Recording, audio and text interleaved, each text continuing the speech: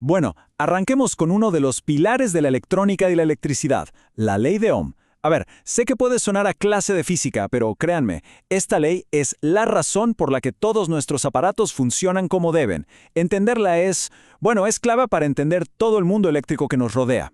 Seguro han visto este chiste por ahí, ¿no? Dios dijo, hágase la corriente, y se hizo la ley de Ohm. Y la verdad es que, más allá de la broma, tiene algo de cierto.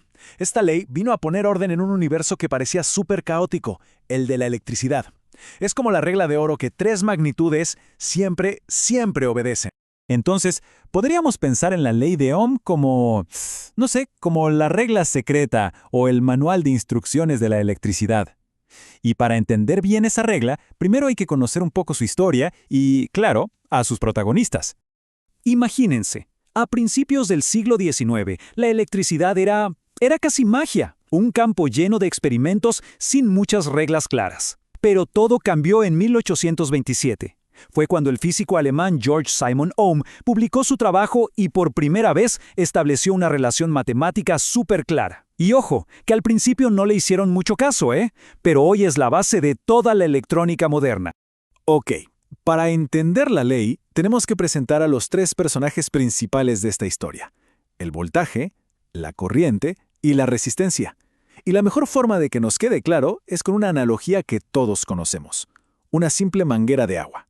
Primero, la corriente. La van a ver con la letra I. Piensen que es como la cantidad de agua, el caudal que está pasando por la manguera. Es tal cual el movimiento ordenado de las cargas eléctricas, y su unidad de medida son los amperios.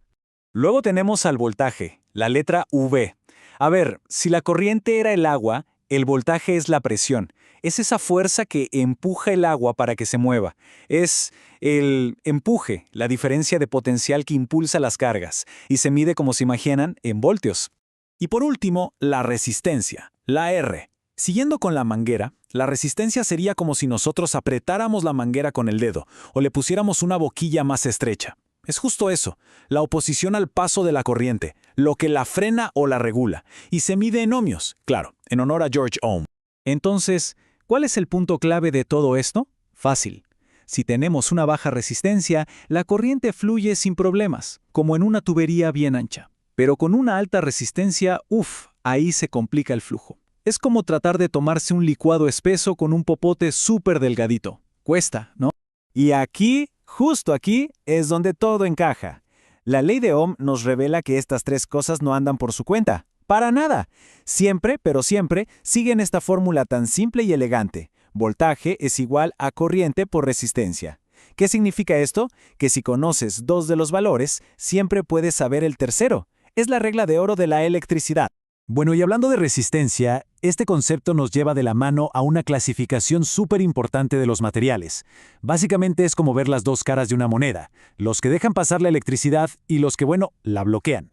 Por un lado, tenemos los conductores, que son materiales con una resistencia bajísima. Dejan que las cargas eléctricas se muevan como si nada, libremente. Y en la otra esquina están los aisladores. Tienen una resistencia altísima, así que le hacen la vida imposible a la corriente para que pase. Y esto de verdad lo vemos por todos lados. El cobre de los cables, por ejemplo, es un conductor excelente. Por eso se usa para llevar la electricidad de un lado a otro. El aluminio también es un buen conductor a nivel industrial. Y del otro lado, el vidrio, la goma, el plástico, son aisladores. Son perfectos para protegernos. Pero, ojo, aquí va un detalle importante. En la vida real no existen los conductores o aisladores perfectos. No es blanco o negro. En realidad es como una escala de grises, un espectro. Hay materiales que conducen mejor que otros, y aislantes que son más efectivos, pero siempre hay un poquitito de conducción o de resistencia.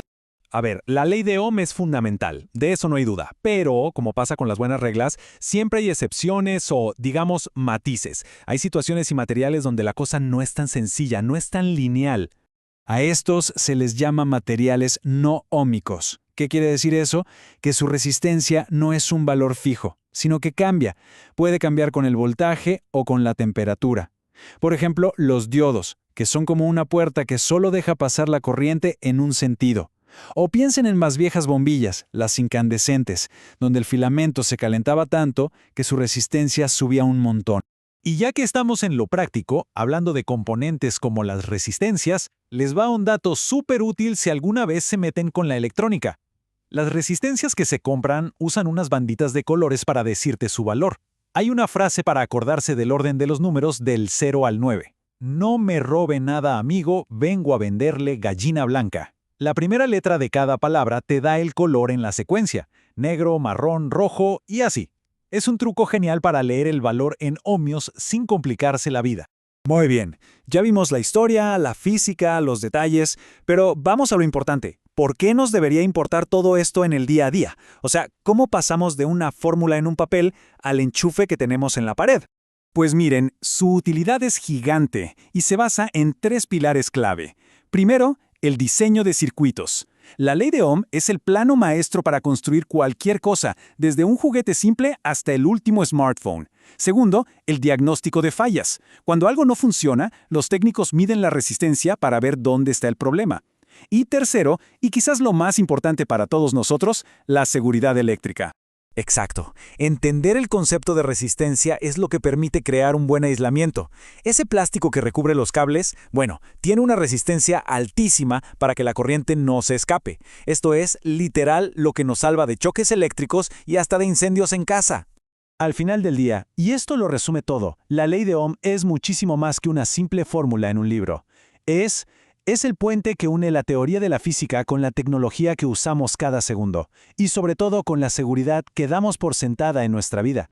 Así que la próxima vez que prendan la luz o pongan a cargar el celular, acuérdense de esa relación tan simple pero tan poderosa entre voltaje, corriente y resistencia que lo hace posible. Y claro, esto nos deja pensando, ¿qué otro principio físico fundamental se esconde por ahí, a plena vista, en las cosas que usamos todos los días?